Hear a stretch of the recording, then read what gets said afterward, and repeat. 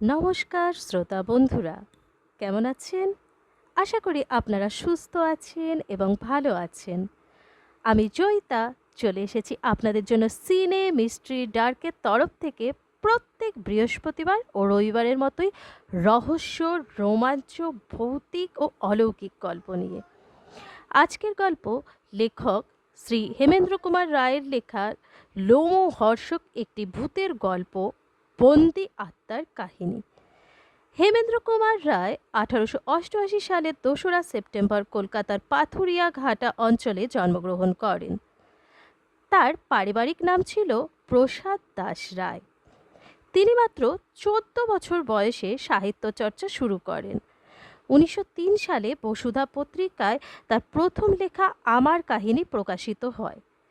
হেমেন্দ্র কুমার রায় বাংলার শিল্প জগতের এক বর্ণময় চরিত্র।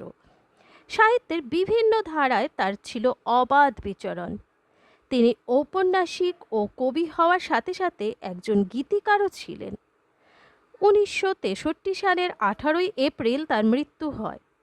আমাদের আজকের গল্পের সূত্রধর আমি জয়িতা, গল্পপাঠ রাজদীপ, অনন্তবাবু দেবজ্যোতি, সুরেনবাবু Shri Biplab Pal Chowdhury, doctor Rajdeep, doctor P Ghosh ও একজন লোক সুপ্রতীক, হৈমবতী শ্রীমতী দেবী গাঙ্গুলি। আর যার কথা না বললেই নয়, যার জন্য আমাদের গল্পগুলি আপনাদের কাছে এত সুন্দরভাবে আমরা উপস্থাপন করতে পারি, সে এডিটিং, কাস্টিং ও সাউন্ড এফেক্টসে গৌতম দাস। আর হ্যাঁ, প্রতি রবিবারের মতো আজকেও আপনাদের জন্য থাকছে একটি চমক। সেটি জানতে হলে আগে গল্পটি শুনে নিন।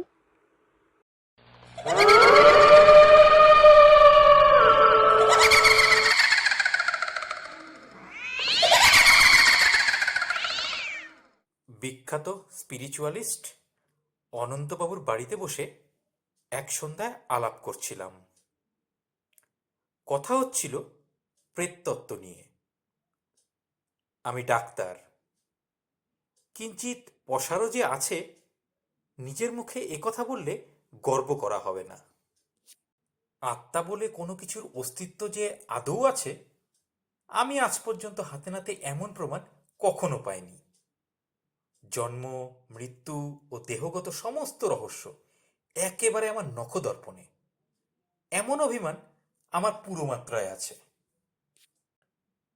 কিন্তু অনন্তবাবু আমার এই অভিমানে আঘাত দিতে চান। তিনি বলেন, জন্ম মৃত্যু কথার মতো। দেহটা সাময়িক, খোলস ছাড়ার কিছুই না। জন্মের আগেও এবং মৃত্যুর পরেও আত্মা বেঁচে থাকে, জানেন তো?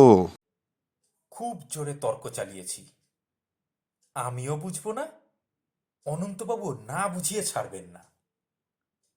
তর্কটা যখন রীতিমতো জমে উঠেছে, হঠাৎ রাস্তায় উঠল ভীষণ গোলমাল। সচমকে মুখ ফিরিয়ে আমরা জানলা দিয়ে বাইরে চেয়ে দেখি, পথের ওপাশের ফুটপাতের ওপরে সুরেনবাবুর বাড়ির সামনে মস্ত ভিড়ের সৃষ্টি হয়েছে। আমরা সকলে ঘর থেকে বেরিয়ে দ্রুত পায়ে ঘটনাস্থলে গিয়ে হাজির হলাম। ফুটপাতের ওপরে হাত পা ছড়িয়ে অজ্ঞান হয়ে পড়ে রয়েছেন সুরেনবাবু নিজেই।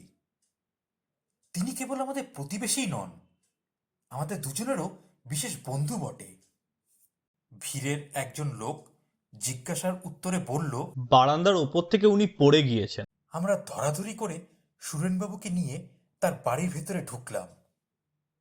তারপর বৈঠকখানার তক্তাপোষের ওপরে শুইয়ে রেখে তাকে পরীক্ষা করতে লাগলাম। পরীক্ষার পর বুঝলাম গতিক সুবিধের নয়। সুরেনবাবুর দেহের ওপরটায় গুরুতর আঘাতের চিহ্ন নেই বটে, কিন্তু তার দেহের ভিতরের অবস্থা ভয়াবহ। এটা বেশ সহজেই আমি অনুমান করতে পারলাম। অনন্তবাবুকে বললাম, এর মৃত্যুর আর দেরি নেই। অনন্তবাবু বললেন, কি সর্বনাশ! তাহলে উপায়? সুরেনের স্ত্রী, ছেলে, মেয়ে সবাই যে হরিদ্বারে তীর্থ করতে গিয়েছে। বাড়িতে তো আর কোনো দ্বিতীয় ব্যক্তি নেই। এখন তাহলে আমরা কি করব? আরে, তাদেরও তো প্রয়োজন নাকি? বললাম, আমার পরীক্ষা ভুল হতে পারে, দাঁড়ান ডাক্তার পি ঘোষকে ডাকি। ডাক্তার পি ঘোষ হচ্ছেন কলকাতার শ্রেষ্ঠ ডাক্তারদের অন্যতম। ফোনে খবর পেয়ে এসে হাজির হলেন। সুরেনবাবুকে পরীক্ষা করে বললেন, কোনো আশা নেই, মিনিট কয়েকের মধ্যেই ইনি মারা যাবেন। আমি বললাম, অনন্তবাবু, আপনার যদি ঠিকানা জানা থাকে তবে সুরেনবাবুর স্ত্রী আর ছেলে মেয়েদেরকে এখনই টেলিগ্রামে খবর দিন। ঠিকানাও জানি, টেলিগ্রামও করে দিচ্ছি, কিন্তু আপনারা বলছেন সুরেন এখনই মারা যাবে। হরিদ্বার এখান থেকে একদিনের পথ তো নয়, আর সুরেনের কোনো আত্মীয়ও নেই। সমস্ত ঝুঁকি কিন্তু আমাদেরকেই সামলাতে হবে। পারবেন তো? মৃতদেহ নিয়ে তখন আমরা কি করব বলুন তো? মিস্টার ঘোষ, দেখুন, আপনাদের চিকিৎসা বিজ্ঞান যদি একে কোনো রকমে আর দিন তিনেক বাঁচিয়ে রাখতে পারে তাহলে তো খুব ভালোই হয়। অসম্ভব, এতক্ষণে মৃত্যু ও দেহের ভেতরে প্রবেশ করেছে। এই অসাধ্য সাধন অসম্ভব। উনি মারা পড়লেন বলে। অনন্ত অত্যন্ত উত্তেজিতের মতো একবার ঘরের এদিক থেকে ওদিক পর্যন্ত ঘুরে এলেন। তারপর হঠাৎ দাঁড়িয়ে পড়ে বললেন, মৃত্যুর পরেও কি দেহের ভেতর আত্মার সাড়া পাওয়া অসম্ভব, ডক্টর ঘোষ? ডাক্তার ঘোষ সবিস্ময়ে বললেন, আপনি কি বলছেন? আমিও তখন হতভম্বের মতো অনন্তবাবুর মুখের দিকে তাকিয়ে রইলাম। আমার দিকে চেয়ে তিনি বললেন, আপনারা হিপনোটিজমের কথা নিশ্চয়ই জানেন। বাংলায় যাকে আমরা সম্মোহন বিদ্যা বা যোগনিদ্রা বলে থাকি। জানি, আর এও জানি যে হিপনোটিজমে আপনার দেশ জোড়া খ্যাতি আছে অনন্তবাবু। কিন্তু তার কথা এখন কেন? আমি এখনই একবার সুরেনকে সম্মোহন বিদ্যায় অভিভুক্ত করতে চাই। তাতে ফল কি হবে? সুরেনবাবু কি মৃত্যুর কবল থেকে রক্ষা পাবেন? মৃত্যুর কবল থেকে কোনোদিন কোনো মানুষই কোনো মানুষকে রক্ষা করতে পারে না। তবে যোগনিদ্রার একটা আশ্চর্য মহিমা আছে, তার দ্বারা নিশ্চয়ই একটা কিছু ফল পাওয়া যাবে, তাতে আমার কিন্তু কোনো সন্দেহ নেই। তবে সেটা যে কি তা অবশ্য এখন আমি বলতে পারছি না। তবে না, থাক, আর কথা বাড়াবার সময় নেই। সুরেনের দিকে তাকিয়ে থাকুন, ওর শেষ মুহূর্ত উপস্থিত। সুরেনবাবুর মুখ তখন মৃত্যু যন্ত্রণায় ভীষণ হয়ে উঠেছে। তার দুই বিস্ফারিত চোখের তারা চারদিকে ঘুরছিল। অনন্তবাবু তাড়াতাড়ি এগিয়ে গিয়ে সামনের দিকে ঝুঁকে পড়ে সুরেনবাবুর দেহের উপরে বিশেষ কৌশলে হস্তচালনা করতে লাগলেন। ডাক্তার ঘোষ গম্ভীর মুখে বসে রইলেন। তার চোখে নিদারুণ অবিশ্বাসের ছায়া। কি আর করি, আমি অবাক হয়ে অনন্তবাবুর কাণ্ড কারখানা দেখতে লাগলাম। কয়েক মুহূর্ত পরে তেমনি ভাবে হস্তচালনা করতে করতে অনন্তবাবু দৃঢ় স্বরে বারংবার ডাকতে লাগলেন, সুরেন, ও সুরেন, সুরেন। প্রথমটা সুরেনবাবুর কোনো রকম ভাবান্তরই হতে দেখা গেল না। তারপর ধীরে ধীরে তার চোখের তারা স্থির ও স্বাভাবিক হয়ে এলো। অনন্তবাবু বললেন, সুরেন, আমার চোখের দিকে এবার তাকিয়ে দেখো। কি? সুরেন, সুরেন, আমি অনন্ত তোমায় ডাকছি। হ্যাঁ, আর আমায় দেখো না তোমরা। আমাকে ঘুমোতে ঘুমোতে মরতে দাও। তবে তুমি ঘুমো, কাল সকালে আমি তোমায় ডাকবো। তোমাকে কিন্তু তখন অবশ্যই সাড়া দিতে হবে। সাড়া দেব? এখন আমি মরছি, আমাকে ঘুমোতে দাও। আপনি কি ভাবছেন কাল সকালেও সাড়া পাওয়া যাবে? অসম্ভব। তাহলে তো চিকিৎসা বিজ্ঞান ব্যর্থ হয়ে যাবে। বেশ, তাহলে কাল সকালেই এসে দেখতে পাবেন।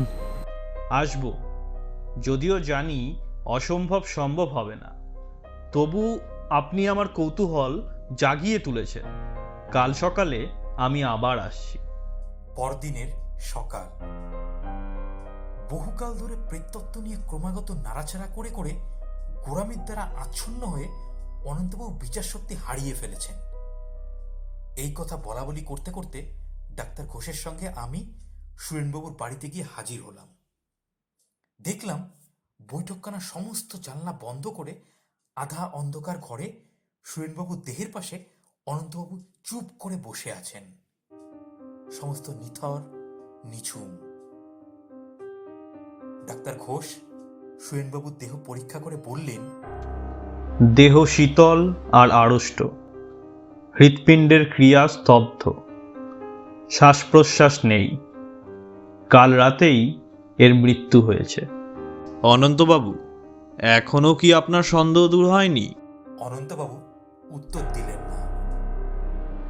সুরেনবাবুর গায়ের রং রীতিমতো হলদেটে হয়ে গেছে, তার দুই চোখ বোঝা, মুখ হা করা। আমি বললাম, আর কেন অনন্তবাবু, এবারে সৎকারের ব্যবস্থা করুন।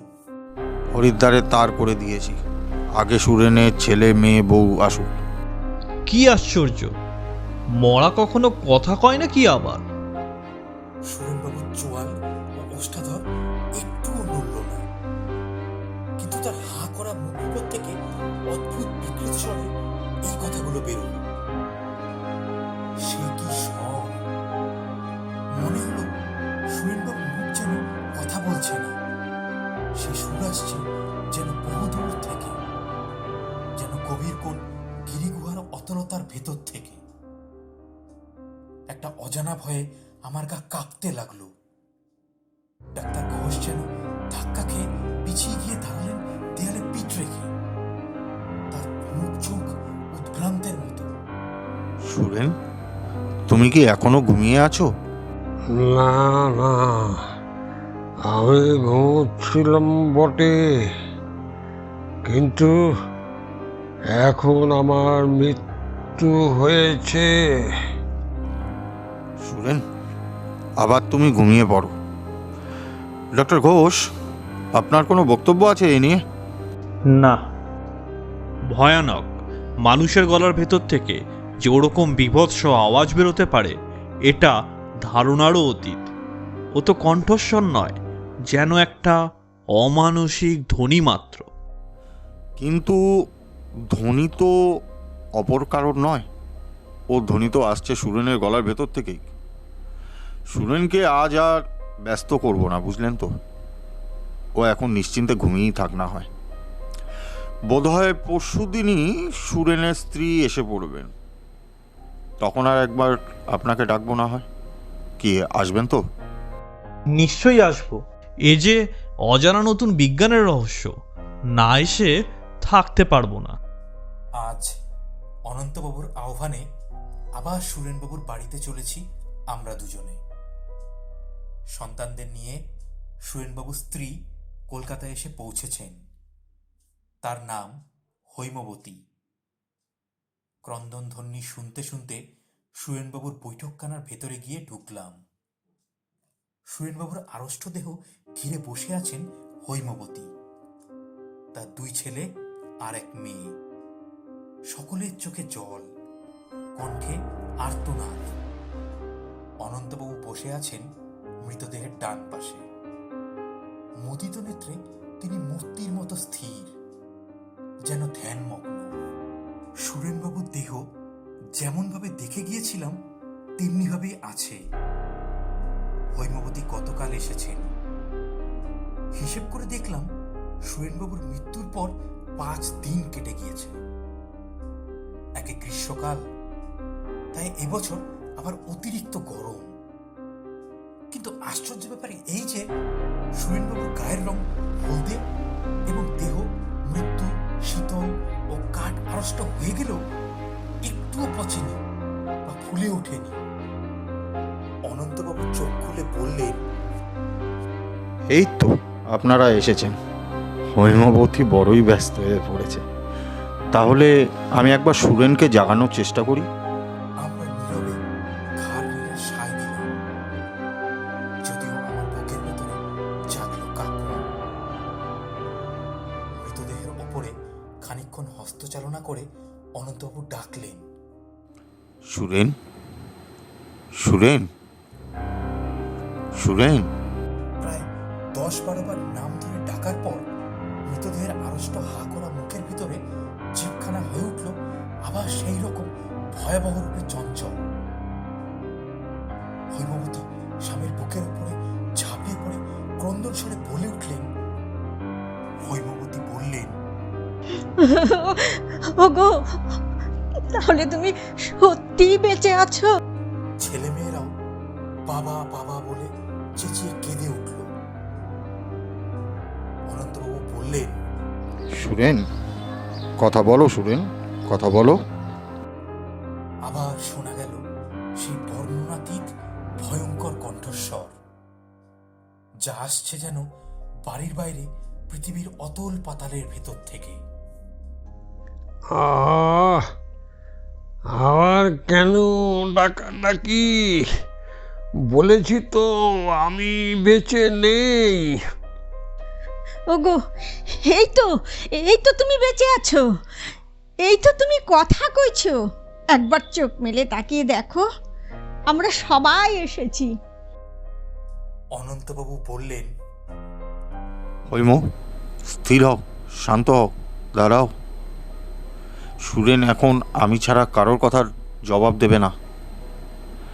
সুরেন, হৈম তোমাকে ডাকছে। মৃতদেহ বলল, আমার মৃত্যু হয়েছে। তোমার যদি মৃত্যুই হয়ে থাকে তাহলে তুমি কিভাবে কথা বলছো?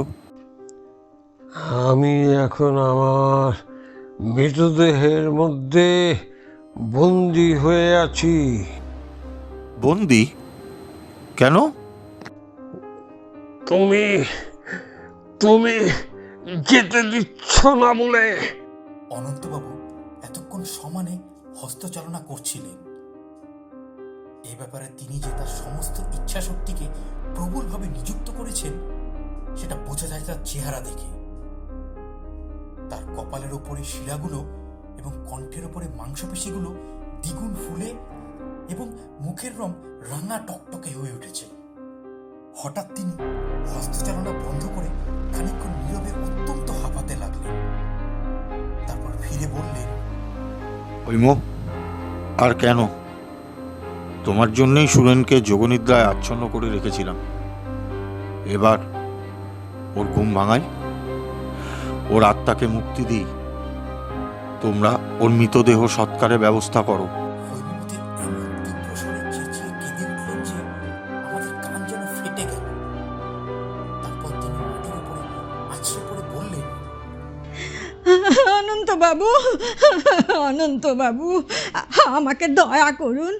উনি এই অবস্থাতে থাকলেও আমার সুখ মনে করব, আমি বিধবা হইনি। অনন্তবাবুর মুখে ফুটে উঠল একসঙ্গে ব্যথা, দয়া ও মমতার ভাব। অল্পক্ষণ চুপ করে থেকে তিনি বললেন, বেশ বৌমা, তবে তাই হোক। আরও কিছুদিন এইভাবে যাক। তবে তুমি শান্ত হও, সংযত হও। তারপর আমার যা করার আমি করব। কিন্তু মনে রেখো মা, আমি হচ্ছি তুচ্ছ মানুষ। মৃত্যু হচ্ছে ভগবানের ইচ্ছা। তাকে বাধা দেওয়ার চেষ্টা করলেও আমার কিন্তু ভারী সর্বনাশ হবে, আর তাতে আমার প্রাণ সংশয় পর্যন্ত হতে পারে। অনন্তবাবু উঠে দাঁড়ালেন। এতক্ষণ আমরা ছিলাম দুঃস্বপ্নে অভিভূতের মতো, অসার হয়ে। অনন্তবাবু উঠে দাঁড়াতেই সার হলো আমাদের। ডাক্তার ঘোষ বললেন, আমি আর সহ্য করতে পারছি না, আমার প্রাণ মন সব হাঁপিয়ে উঠেছে। আমি বললাম, আমারও। বাইরে বেরোতে পারলেই বাঁচি। অনন্তবাবু হাঁপাতে হাঁপাতে বললেন, উফ, আমারও তাই ইচ্ছা। চলুন বাইরে যাই একটু। তারপর কেটে গেছে 2 মাস। সুরেনবাবু দেহ পড়ে আছে বৈঠকখানার তক্তা পোষে। তাতে এখনো পচ ধরেনি। ইতিমধ্যে এই অদ্ভুত খবর শুনে দলে দলে বাইরের লোক এবং খবরের কাগজের সংবাদদাতারা সুরেনবাবুর বাড়িতে আনাগোনা শুরু করে দিয়েছিল। অনন্তবাবু খাপ্পা হয়ে উঠেছিলেন। বাইরের লোকেরা আর ভেতরে ঢুকতে পায় না। খবরটা রটে গিয়েছিল দিকে দিকে। চারিদিকে ভীষণ উত্তেজনা সৃষ্টি হয়েছে। কেবল বাঙালি নয়, ইংরেজ এবং আরো নানা জাতির লোকও কৌতূহলী হয়ে আবেদন জানাচ্ছেন সুরেনবাবুর দেহ পরিদর্শনের জন্য। আবেদনকারীদের মধ্যে ছিল বহু বিখ্যাত নাম। একদিন অনন্তবাবুর জরুরি আহ্বান এলো। তার বাড়ির কাছে গিয়ে দাঁড়াতেই শুনলাম সুরেনবাবুর বাড়ির ভেতর থেকে কান্নার আওয়াজ। অনন্তবাবুর বৈঠকখানায় ঢুকে দেখি একখানা চেয়ার ওপরে বসে আছেন ডাক্তার ঘোষ। অনন্তবাবু ঘরময় ঘুরে বেড়াচ্ছেন। তার ভাবভঙ্গি ক্রুদ্ধ, বিরক্ত। আমাকে দেখেই তিনি বললেন, হ্যাঁ, ব্যাপার কি? আজ সুরেনের যোগনিদ্রা ভাঙব, তাই ওই কান্না। হৈমবতীর ইচ্ছা সুরেনের দেহ ওভাবেই থাকুক, কিন্তু বলুন তো সেটা কি সম্ভব? তবে আমি বেশ বুঝতে পারছি আমার নিজের স্বাস্থ্যটাও দিন দিন ভেঙে পড়ছে। এই অস্বাভাবিক উত্তেজনা আর কদিন সহ্য হয় বলুন তো? প্রবল ইচ্ছা শক্তিরও তো একটা সীমা আছে, তাই নয় কি? এই জন্যই আমাকে ডেকেছেন? আপনাকে আর ডক্টর ঘোষকেও। আরেকটা কথা কি জানেন? নিজেকে না বড়ই অপরাধী বলে মনে হচ্ছে। কেন? বোধহয় প্রকৃতির আইন ভঙ্গ করছি। ভগবান সুরেনের আত্মাকে যে অদৃশ্য পথে নিয়ে যেতে চান, আমি হয়েছি তার বাধার পথ। এই এক মস্ত বড় অপরাধ, জানেন তো। এজন্য হয়তো আমাকে শাস্তিও পর্যন্ত ভোগ করতে হবে। হয়তো একটা প্রাণহীন কুৎসিত দেহের কারাগারে বন্দী হয়ে সুরেনের আত্মাও অত্যন্ত কষ্ট ভোগ করছে। কিন্তু না, আর নয়। আমি দৃঢ় প্রতিজ্ঞা করেছি, এ ব্যাপারে ওপরে আজকেই জবনিকা ফেলে দেব। কারোর মিনতি, কারোর অশ্রু আর কোনো বাধা আমাকে আটকাতে পারবে না। আসুন আপনারা, গোড়া থেকেই যখন সঙ্গে আছেন, শেষ দৃশ্যটাও দেখে নিন। শেষ পর্যন্ত হৈমবতীকেও সম্মতি দিতে হলো। অনন্তবাবু অনেক চেষ্টার পর তাকে বুঝিয়ে দিয়েছেন এই মৃতদেহের মধ্যে সুরেনবাবুর আত্মা বন্দী হয়ে আছে অভিশপ্তের মতো। দেহ থেকে বেরোতে না পারলে আত্মার গতি হবে না। অনন্তবাবু দেহের পাশে বসে হস্তচালনা করতে করতে ডাকলেন, সুরেন, সুরেন, সুরেন। আমরা রোমাঞ্চিত দেহে, বিস্ফারিত নেত্রে রুদ্ধশ্বাসের মৃতদেহের দিকে তাকিয়ে রইলাম। 7-8 মিনিট কেটে গেল। দেহ নিঃসার, নিস্পন্দ। অনন্তবাবুর কপাল থেকে দরদর ধারে ঘাম ঝরতে লাগলো। সুরেন, সুরেন, জাগো, সাড়া দাও। আমি অনন্ত, তোমাকে ডাকছি সুরেন। আরো 7-8 মিনিট কাটল। অনন্তবাবু উদ্বিগ্ন কণ্ঠে বললেন, তবে কি ব্যর্থ হব? সুরেনের আত্মা কি তাহলে আর নেই? না না, তা তো হতেই পারে না। যোগনিদ্রার প্রভাব না থাকলে দেহের অবস্থান যে অন্যরকম হতো। সুরেন, সুরেন, জাগো, তোমার যোগনিদ্রা ভঙ্গ হোক। এইবার উন্মুক্ত, দন্তকণ্টকিত মুখবিবরের মধ্যে জ্যান্ত হয়ে ছটপট করতে লাগলো জিভখানা। সুরেন। উত্তরে শোনা গেল এক ভীষণ ও তীক্ষ্ণ আর্তধ্বনি। সে আর্তনাদ ভাষায় বর্ণনা করা যায় না। মানুষের কান কোনোদিনও শোনেনি তেমন আর্তনাদ। ছেলেমেয়েরা ঘর ছেড়ে পালিয়ে গেল। হৈমবতী মূর্ছিত হয়ে পড়লেন। আমাদের অবস্থা হয়ে দাঁড়ালো শোচনীয়। সুরেন, শান্ত হও ভাই, শান্ত হও। শান্ত হও? তোমরা জানো না এই দেহের নরকে কি দুঃসহ যন্ত্রণা। নিঃদিন কাঁদছি আর ছটফট করছি। মৃত্যুর পরেও একই শাস্তি। আর কেন? আমাকে এবার মুক্তি দাও, মুক্তি দাও। তোমায় মুক্তি দিলাম সুরেন, ভেঙে যাক তোমার যোগনিদ্রা। পর মুহূর্তে অদ্ভুত একটা শব্দ হলো। সঙ্গে সঙ্গে আশ্চর্যের মতো দেখলাম তক্তাপোশের উপর পড়ে রয়েছে সুরেনবাবুর দেহের বদলে একটা নরকঙ্কাল, এবং তার চারদিক ঘিরে ঘোরাচ্ছে বিগলিত মাংস, মেদ, মজ্জার তরল, বিবর্ণ ধারা। বিষম প্রতিগন্ধে ঘরের বাতাস দুর্গন্ধ, বিষাক্ত। সবাই প্রাণপণে দূরে বাইরে পালিয়ে এলাম। প্রিয় শ্রোতা বন্ধুরা, তো কেমন লাগলো আমাদের আজকের গল্প? নিশ্চয়ই ভালো লেগেছে। যদি আপনাদের আমাদের আজকের গল্প ভালো লেগে থাকে তবে অবশ্যই লাইক ও শেয়ার করতে ভুলবেন না। আর হ্যাঁ, যারা এখনও সাবস্ক্রাইব করেননি তারা অবশ্যই নিচের বেল আইকনটি প্রেস করে সাবস্ক্রাইব করে দেবেন। তাহলে আমাদের আরও নতুন নতুন গল্পের নোটিফিকেশন আপনাদের কাছে পৌঁছাতে আমাদের সুবিধা হবে। তো প্রথমেই বলছিলাম যে আজকেও আপনাদের জন্য একটি চমক থাকছে। সেটি কি?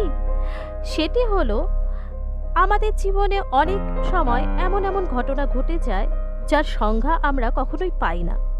সেরকমই কিছু ঘটনা ঘটেছিল শ্যামলবাবুর জীবনে। এমনই কিছু অলৌকিক ও ভৌতিক ঘটনার কথা শ্যামলবাবু আমাদের সাথে শেয়ার করবেন। তো চলুন শুনে নিই শ্যামলবাবুর মুখ থেকেই তার জীবনে ঘটে যাওয়া এমন ভৌতিক ও অলৌকিক অভিজ্ঞতার কথা।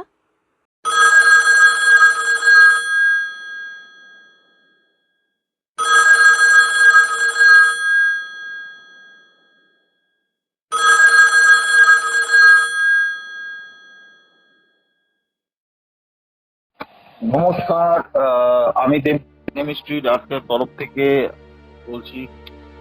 আমাদের নমস্কার দাদা ভাই, আমি শ্যামল বিশ্বাস উত্তরপাড়া থেকে বলছি। যাক, খুব ভালো লাগলো। কেমন আছেন শ্যামল বাবু? হ্যাঁ, ভালো আছি। প্রথমে আপনাদের সবাইকে পুরো নববর্ষের অভিনন্দন জানাই। আপনাকেও নববর্ষের প্রীতি শুভেচ্ছা এবং অনেক আন্তরিক অভিনন্দন জানাই কেমিস্ট্রি ডাক্তার তরফ থেকে। আপনাদের যে কর্মসূচিতে তিনি চলেছেন সেই কর্মসূচি আমি নিশ্চয়ই সফল হবে, এই শুভকামনা রইল। খুব ভালো। এখন শ্রোতা বন্ধুরা, সুদূর উত্তর পাড়া থেকে আমাদের সাথে শ্যামলবাবু আছেন। আমাদের সাথে তার জীবনে ঘটে যাওয়া ভৌতিক বলুন বা অলৌকিক বলুন বা অদ্ভুত বলুন, সেই অভিজ্ঞতা উনি শেয়ার করবেন। আপনি শ্যামলবাবু বলুন। হ্যাঁ, প্রথমেই আমি বলি যে মানুষের জীবনে ঘটনা ঘটে যেগুলো আমরা সবাইকে বলতে পারি না, বা নিজেরাও অনেক সময় এতটাই অবাক হয়ে যাই সেই ঘটনাটা আদৌ সত্যি না মিথ্যা সেটা নিজেরাই বুঝতে পারি না।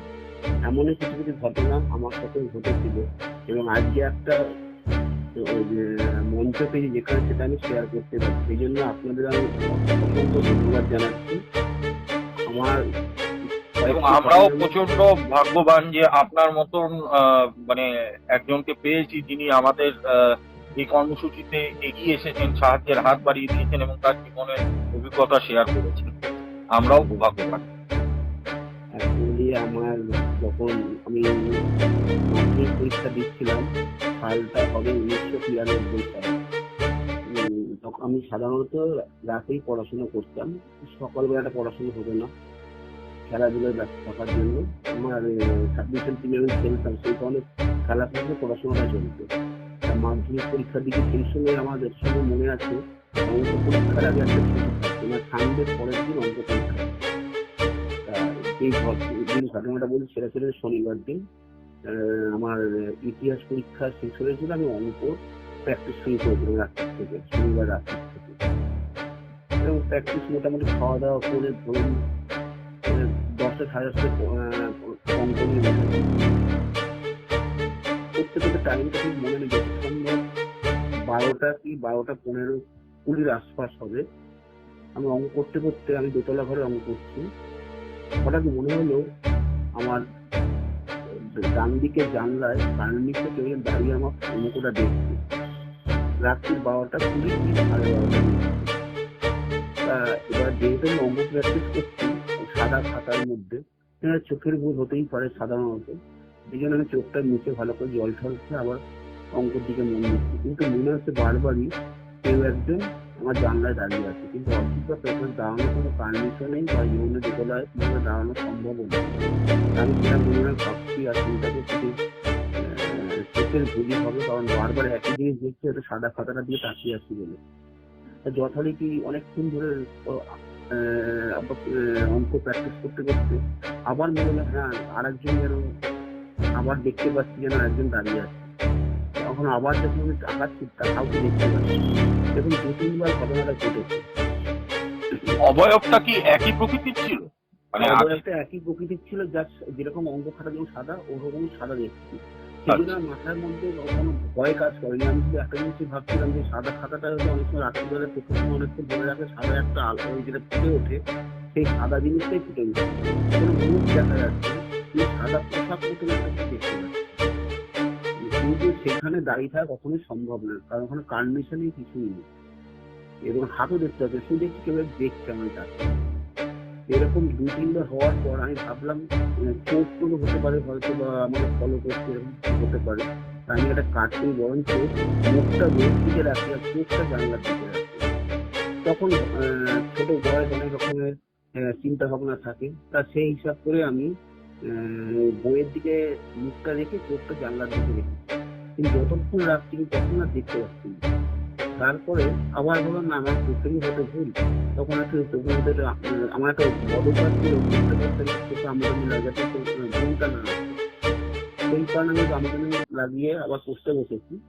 তারপর পরিষ্কার দেখছি আবার সেই একই জিনিস আমার ডান দিকে জানলার সাইডে আবার একটা, এবার মুখটা একটা অস্পষ্ট একটা মুখ আছে সেটা বোঝা যাচ্ছে, এবং সেই একই রকম ভাবে দাঁড়িয়ে আছে, একই অবয়ব দেখা যাচ্ছে সাদা। মুখটা কিসের ছিল? মানে ছেলে অবয়ব না মেয়ে অবয়ব? না ওটা মুখটা পরিষ্কার করে ঠিক আছে, মুখের আকৃতি আগে একটা আবছা সাদা পর্দা মন দেখছিলাম, এবার বোঝা যাচ্ছে একটা মুখের আকৃতিও আছে, মানে মাথাটা গোল মতন এবং একটা দেহ একটা বোঝা যাচ্ছে, মানে একটা কিছু আছে অবয়ব সেটা বোঝা যাচ্ছে, কিন্তু ভদ্রলোক ভদ্রমহিলা এবং কিছুই বোঝা যাচ্ছে না, যাতে একটা মুখের আকৃতিটা ফুটে উঠছে।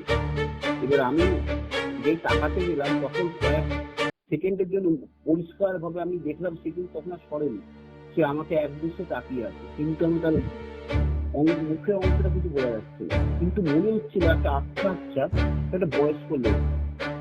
আস্তে আস্তে যে না তখন প্রথমে বুঝতে পারি অনেকক্ষণ তাকিয়ে থাকার পরে একটা বয়স্ক কোনো লোক আমাকে তাকিয়ে আছে। তা আমি যথারীতি ওই সময় তখন মানে অবয়বটা একটা বয়স্ক লোকের ছিল, বয়স্ক লোকের তখন প্রথম দিকে বুঝতে পারি, যখন লাস্টের দিকে আমি একটা তাকিয়ে আছি তখন কটা হবে প্রায়? তখন ওই 15 অতিক্রান্ত হয়ে গেছে, মানে 12টা-15। 12টা-15 থেকে ধরুন আপনার 1:01 কি 1টা বাজে 10 এরকম হয়ে গেছে। একটা সময় শ্রোতা বন্ধুরা যদি আপনাদের এখানে কোনো কার্নিশ না থাকে এবং সেইখানে দাঁড়িয়ে একটা এরকম ভাবে অবয়ব দেখতে পান, তখন আপনাদের কেমন লাগবে? আমার দেখলে মারাত্মক ভয় লাগতো এবং আমি সঙ্গে সঙ্গে ছুটে বেড়াতাম ওখান থেকে। আমি অবাক হচ্ছি, জাস্ট 14-15-16 বছরের একজন কিশোর তখন ছিলেন শ্যামল বাবু, তিনি কিভাবে ওটাকে ফেস করছেন। হ্যাঁ আপনি বলুন শ্যামল। হ্যাঁ এইবার ঘটনাটা ঘটেছে আপনার যখন আমি ওরকম ভাবে দেখলাম প্রচন্ড ভাবে আমি ভয় পেয়ে গেলাম, এবং আমি মানে এমন একটা মানে শরীরের মধ্যে এমন একটা জিনিস আমি ওখানে উঠতে পারছিলাম না, মানে কেউ আমাকে চেপে ধরে বসে ওখানে যেরকম হয় ওরকম আমি যথারীতি বসে আছি, কিন্তু আমার এতটাই তখন একটু মানে কানের পাশ দিয়ে একটা ঘাম মতন বেরোনো শুরু করেছে, কিন্তু আমি উঠতে পারছি না। তারপর একটা মনে জোর নিয়ে কোনো রকমে উঠে আমি দোতলা থেকে এক লাফে নিচে চলে আসছি, মানে প্রায় কিভাবে এসছে আমি জানি না, এবং এসে বাবা আমাকে পুরো ঘটনাটা বলতে পারিনি, মানে বলেছি কিনা সেটা আমার মনে পড়ছে না, আমি যথারীতি সেন্সলেস টাইপের একটা বলেছি। এবং পরের দিন তারপর ঘটনাটা বাবা আমাকে হয়তো আমি বলেছি, পরের দিন বাবা ঘটনাটা বুঝতে পারে যখন আমি বলেছিলাম। তারপরে যথারীতি তখনকার দিনে এত ফোন মোবাইলের ব্যবস্থাটা ছিল না, 1993 সালে ঘরে ঘরে মোবাইল ছিল না, টেলিফোন আর টেলিগ্রামটা খুব চলতো। তা তা যথারীতি তার পরের দিন আমার তখনও জ্বরে ছিল, যখন ঘুম ভাঙলো তখন প্রায় 103 টেম্পারেচার জ্বর। মানে তখন আমি ওই জিনিসটা শুধু চোখ খুলে যেন ওই জিনিসটাই দেখছি বারবার, কিন্তু আমি কখনো এই জিনিসটা কখনো ভাবিনি বা চিন্তা ভাবনাও করিনি। যাই হোক, যথারীতি 12টা সাড়ে 12টার দিকে পাড়ার একজনের কাছে ল্যান্ডফোন ছিল, সেখানে ফোন আসে, ফোন এসে বলে এরকম আমার মেজদাদু মারা গেছে। তা টাইমটা হচ্ছে 12:30টার সময় আমার কাছে খবর আসে যে এরকম আমার মেজদাদু মারা গেছে। তা তখন খোঁজ নিয়ে দেখা গেল যে দাদু মারা গেছিলেন ওই 1:30টার মধ্যে দাদু মারা গেছিলেন। এইটা আমার জীবনের একটা অদ্ভুত ঘটনা। মানে এটাকে তো ইনসিডেন্ট তো সেইভাবে বলা চলে না, কারণ তাহলে হ্যাঁ, পার্টিকুলার সেই ডেটেও কেন হবে? হ্যাঁ, এটাই জানি আমি এখন ওটাকে সবার সঙ্গে সেইভাবে আমি এটা শ্রোতা বন্ধুরা, আপনারা কি মনে করছেন যে শ্যামল বাবু মেজ দাদু কি মানে সেই নাতির ভালোবাসা, নাতি স্নেহর জন্য কি নাতিকে দেখা দিতে এসেছিলেন শেষবারের মতন? হ্যাঁ, অদ্ভুত একটা সিকোয়েন্স যেটা আছে আমার মধ্যে আছে, যেটা আমাকে মেজদাদু ভীষণ ভালোবাসতেন, কারণ অঙ্কন ভীষণ ভালো ছিলাম এবং আমি মোটামুটি 100তে প্রায় 100ই বলা চলে পেতাম অঙ্কে। সেই জন্য মেজদাদু অঙ্ক ভীষণ ভালো ছিল, বই লিখছিল এবং আমাকে অঙ্ক নিয়ে উনি পড়াতেন। যখনই আসতেন আমাকে অঙ্ক নিয়ে পড়াতেন, আর সেজন্য আমি অঙ্কই করতে এই পরিস্থিতির একটা ব্যাপার ছিল, একটা অদ্ভুত আমার এখনো লাগে এটা। দারুণ দারুণ,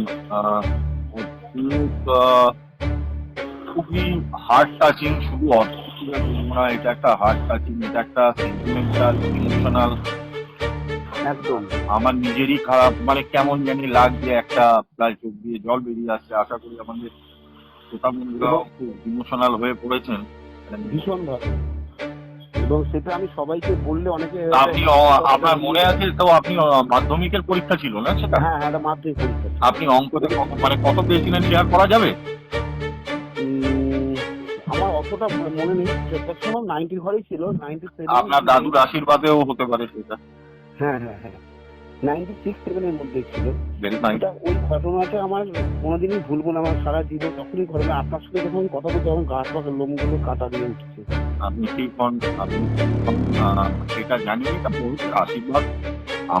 আপনি তখন ছোট ছিলেন, তাই জন্য ভয় পাওয়া বা কিছু, না, আমার আজকের কিছু দিনে কোনো দাঁড়িয়ে আপনি ক্ষতি উপলব্ধি হয়নি। করতে পারছেন যে সেটা একটা আশীর্বাদ ছাড়া কিছু নয়। একদম। ভীষণভাবে হার্ট টাচিং। হ্যাঁ, আমাদের চ্যানেল সিনেমিস্ট্রি যাচ্ছে থেকে, মানে এই গল্পটা, মানে এই সত্যিকারের ঘটনা আপনার জীবনে ঘটে যাওয়া এই হার্ট টাচিং বিষয়টা আপনি শেয়ার করলেন, যার জন্য আচ্ছা, আর একটা ছোট ঘটনা আছে, আপনি খুব বলুন। সামান্য ছোট ঘটনা, সেটাও মানে মানে এটাও একটা অদ্ভুত টাইপের ঘটনা, সেটাও কোনো সত্য ব্যাখ্যা পাওয়া যায় না। এটাকে আমি আজকে তো ডবল বোনাস শ্রোতা বন্ধুরা, আজকে ডবল বোনাস। আমাদের শ্যামল বাবু আরেকটা ঘটে যাওয়া অদ্ভুত ঘটনা, আপনি প্লিজ বলুন শ্যামল বাবু। হ্যাঁ হ্যাঁ, অ্যাকচুয়ালি ব্যাপারটা সেরকম কিছু, এটা অদ্ভুত ব্যাপারও বলবো না বা এটাকে অ্যাক্সিডেন্টালি বলবো না। ঘটনাটা ঘটেছে, আমার ছেলের অন্নপ্রাশন ছিল। অন্নপ্রাশনের কিছুদিন আগে আমি অফিস থেকে ফেরার সময় বাইকে করে বিভিন্ন জায়গায় নেমন্তন্ন করতে করতে বাড়ি ফিরি। তা এরকমই একদিন হয়েছে যে আমি প্রতিদিনই ফিরতে ফিরতে মোটামুটি আমার গ্যারেজে বলা রাখতো আমার জন্য গাড়িটা রাত্রে আমি বার করবো। আমার 12টা সাড়ে 12টা লাস্ট ট্রেনে ফিরতে হয় অনেক সময়, কখনো সলিড, কখনো দমদম, কখনো বেলেঘাটা থেকে বিভিন্ন জায়গাতে নেমে অফিস হয়ে বাড়ি ফিরতে। তো সেদিনও একটা এরকম ভাবেই আমার অন্নপ্রাশনের আগেই, ওটা যত সম্ভব ডেটটা ছিল হচ্ছে ডিসেম্বর মাস দিকে হবে, তা শীতকাল ছিল বেশ। তখন আমি লাস্ট ট্রেনে বাড়ি ফিরে যথারীতি বাইকে করে ফিরতে ফিরতে আমাদের বাড়ি থেকে স্টেশন বাইকে লাগে ম্যাক্সিমাম 10 মিনিট। তার মধ্যেই দেখলাম কিছুটা আসার পর দেখলাম একটা ইয়ং মেয়ে, হার্ডলি বয়স 18 থেকে 20 বছরের বয়সের মেয়ে, সে একটা বুকে ফাইল নিয়ে একটা জিন্সের প্যান্ট আর একটা সাদা ড্রেস পরে, একটা টাই ফাই পরা টাইপের কিছু একটা পরে আমার আগে আগে হেঁটে হেঁটে যাচ্ছে। তা যথারীতি আমি ভাবলাম যে এত রাতে কত মহিলা ফিরছেন, বেশি বয়সও না, ওনার কি ভয় করছে না? অলরেডি তখন 12:30 বেজে গেছে। তা আমি যথারীতি ভাবতে ভাবতে বাইকে নিয়ে গিয়েছিলাম, যেতে যেতে কিছুক্ষণ পর আবার জায়গাটার এক্সাক্ট নাম কি উল্লেখ করা যাবে? জায়গাটা, হ্যাঁ অবশ্যই উল্লেখ করে। জায়গাটার নাম হচ্ছে, একটা জায়গা আছে আমাদের ভিন মোটর থেকে আমার বাড়ি আসতে ভাগার মোড় বলে একটা জায়গা পড়ে। এককালে ওখানে অনেক রকমের মানে জল আবর্জনা থাকে, বিভিন্ন রকম খুন মাদারে অনেক কিছু হয়েছে জায়গাটা। ওখানে সেই জন্য জায়গাটার নাম ভাগার মোড়, জঞ্জাল ফেলা হতো বলে। এখন জায়গাটা অনেক উন্নত হয়েছে, এখন বাড়ি ঘর হয়ে গেছে, কিন্তু জায়গাটা এখন একটু ওখান দিয়ে গেলে একটু গাটা ছমছম করে। তো আমি কিন্তু কোনো ভয়ের কিছু দেখিনি, একটা ইয়ং মেয়েকে দেখলাম ফিরছে। আমি ভাবলাম অনেক সময় হোটেল ম্যানেজমেন্টে যারা পড়াশোনা করে তারা ওই রকম একই রকম যেরকম ড্রেস পরে যাচ্ছে ওই রকমই একটা ড্রেস পরে ফিরছে। তা আমি বাইক চালিয়ে পাশ কাটিয়ে চলে এলাম। আসার কিছুক্ষণ পরে, মিনিট 2-3 পরে আরেকটা জায়গা আছে, তার হচ্ছে একটা পুকুর পাড় পরে। পুকুর পাড়ের সামনেটা এসে দেখছি ওরকমই সেম একটা মেয়ে আমার আগে আগে বাইকে আগে হেঁটে হেঁটে যাচ্ছে। তা আমি ভাবলাম হয়তো কোনো এখানে কোনো একটা ইনস্টিটিউট আছে যেখানে ছুটি হয়েছে এত রাত্রে, সেখানে একই রকমের ড্রেস পরে। এবার তো আমি তো মুখ দেখতে পাচ্ছি না, আমি বাইক চালিয়ে ক্রস করে বেরিয়ে যাচ্ছে, আর অত রাতে মুখ দেখা সম্ভব না। তা ওনাকেও ক্রস করে বেরিয়ে গেলাম। বেরিয়ে গেলে একটা জায়গা আছে, অশোকতলা বলে একটা জায়গা আছে, ওখানে এসে দেখছি সেম একই রকমই মেয়ে একই রকম ভাবে ফাইল বুকে হাতে নিয়ে একই রকম ভাবে হেঁটে যাচ্ছে। তা তখন আমার দেখে মানে শরীরটা কেমন ঝিনঝিন করে ওঠে, এবং আমার বাইকটা ওখানে বন্ধ করে দিই। এবং আমি ভাবতে পারছি মানে এই ঘটনার 3টে মেয়ে একরকম দেখতে, একরকম হাইটের, একরকম ড্রেস পরে, একই রকম ভাবে তারা যাচ্ছে, কিন্তু সে কিন্তু আমাকে কখনো ডিস্টার্ব করছে, সে তার মতনই যাচ্ছে। কিন্তু আমার দেখে একটা অদ্ভুত একটা, এটা কত বছর আগেকার কথা? এটা হচ্ছে 2011 সালের ঘটনা। তাই এইটা আমি অদ্ভুত ব্যাপার, এটা কিন্তু আমি এখনো পর্যন্ত বুঝতে পারছি ঘটনা আদৌ সত্যি না মিথ্যে। কিন্তু যখন আমি অশোকতলায় এসে গাড়িটা স্টার্ট বন্ধ করলাম, আমি পিছন ফিরে দেখানো সাহস পাচ্ছিলাম না যে সত্যি মেয়েটা মানে ওকে ক্রস করার পরে সত্যি মেয়েটা আছে না নেই, মানে সেই সাহসটা আমার মনে আসছিল না। এবং একটু মানে তখন আমার এতটাই শরীর নিস্তেজ হয়ে গেছিল যে আমি পিছন করে তখন আমার মানে সাহসিকতা ছিল না। আমি অনেকক্ষণ বলছি কিন্তু মেয়েটা আমাকে আর ক্রস করবে, একটু বলেছিলাম মেয়েটা কিন্তু আমার ক্রস করেনি। তারা বোঝা গেল মেয়েটা নয়, আমার আগে কি বলবো চলে গেছে অথবা ভ্যানিশ কিছু একটা হবে। তারপর আমি আর যেতে পারলাম না, ওখান থেকে আমার ফোন করে ভাইকে ডাকলাম, ভাই এসে আমাকে আর আমার বাইকটা নিয়ে গেল। এই একটা আমার জীবনের দ্বিতীয় অদ্ভুত ঘটনা। মারাত্মক ঘটনা এরপরে। হ্যাঁ, তা আপনাদের শেয়ার করতে পেরে ভীষণ ভালো লাগলো। মানে এই ঘটনাগুলো এমনই একটা ঘটনা, কাউকে বললে তারা ব্যাপারটা বুঝবে না বা তারা তার বৈজ্ঞানিক সম্মত ব্যাখ্যা খুঁজবে, কিন্তু আমার কাছে কোনো ব্যাখ্যাই না, এই ঘটনার কোনো বৈজ্ঞানিক ব্যাখ্যা নয়, কারণ ঘটনাটা সত্যি ঘটেছিল এবং যার জন্য এবং হয়তো আরো আমার অনেক দর্শক বন্ধু যারা আমার কেমন লাগছে, হ্যাঁ ঘটনাগুলো বন্ধুদেরও কেমন লাগছে, কি মনে করছেন শ্রোতা বন্ধুরা এই ব্যাপারে? যে শ্যামল বাবু যেটা দেখেছিলেন সেটা কি সত্যি কোনো অশরীরী নাকি শ্যামল বাবু কেস কোনটা? আমার তো মনে হয় শ্যামল বাবু সত্যি সত্যি অশরীরীর মুখোমুখি হয়েছে। আপনারা কি দেখেছেন, আপনারা কি ভাবছেন, আপনারা কি বুঝছেন, সেটা কমেন্ট বক্সে লিখে জানাবেন। শ্যামলবাবু আপনি বলুন। অবশ্যই আমার শ্রোতা বন্ধুদের একটাই অনুরোধ, এরকম আপনাদের সাথে অনেক কিছু ঘটনা ঘটেছে, কিন্তু এরকম ভাবে আগ্রহ নিয়ে বলার বা শোনার বিভিন্ন রকম জায়গা থাকলে সেরকম ভাবে নেই। আজকে আমি ভীষণভাবে গর্বিত, আমাকে আজকে এখানে আমন্ত্রণ জানানো হয়েছে আমার গল্প শোনানোর জন্য। এটা গল্প না, একদম সত্যি ঘটনা। এরকম সত্যি ঘটনা আপনারা এখানে শেয়ার করুন, আপনাদেরও মনে অনেকটা মানে কি বলবো মনের মধ্যে যে মানে চাপাটা ছিল একটা এই কথাটা যে কাউকে শেয়ার করতে পারছেন না, আমাদের সকলকে এবং চ্যানেলের সমস্ত শ্রোতা বন্ধুদের কাছে শেয়ার করলেন। এবং আমরা এবং সাথে অন বিহাফ অফ মাই মানে কি বলবো মানে সিএমডি's অডিয়েন্স, আমরাও প্রচন্ড মানে লাকি এবং আমরাও প্রচন্ড মানে খুশি আপনার মতন একজন মানে বক্তা পেয়ে, যিনি তার জীবনে ঘটে যাওয়া দুটো অদ্ভুতের ঘটনা শেয়ার করলেন। একদম আপনি আমাদের সাথে যুক্ত থাকবেন অবশ্যই। আমি সবসময় আছি, আপনারা এগিয়ে চলুন। এবং আমি শ্রোতা বন্ধুরা যে একটাই অনুরোধ, আপনারা অবশ্যই এখানে শেয়ার করুন, আপনাদেরও ভালো লাগবে। এবং আমাদের চ্যানেলটা সাবস্ক্রাইব করবেন। আমি অবশ্যই করেছি, ওনাদের ফেসবুক পেজটা আপনারা দেখবেন, এখানে অনেক রকম ঘটনা পাবেন এবং দেখবেন নিজের সাথে মিলিয়েও দেবে, অনেক সময় মিলেও যাচ্ছে। ধন্যবাদ শ্যামলবাবু, আপনারা সকলে ভালো থাকবেন, আপনিও ভালো থাকবেন, আপনাদের এই প্রয়াস কামনা রইল। এবং এই প্রয়াসে এই ছোট্ট প্রয়াসে আপনাদের সবাইকে আমরা পাশে পেতে চাই। খুব ভালো থাকবেন, সুস্থ থাকবেন, যোগাযোগ রাখবেন। আবার দেখা হচ্ছে আপনার সাথে খুবই তাড়াতাড়ি। অবশ্যই ভালো থাকবেন আপনারা সকলে এবং আমার শ্রোতারা। নমস্কার। নমস্কার।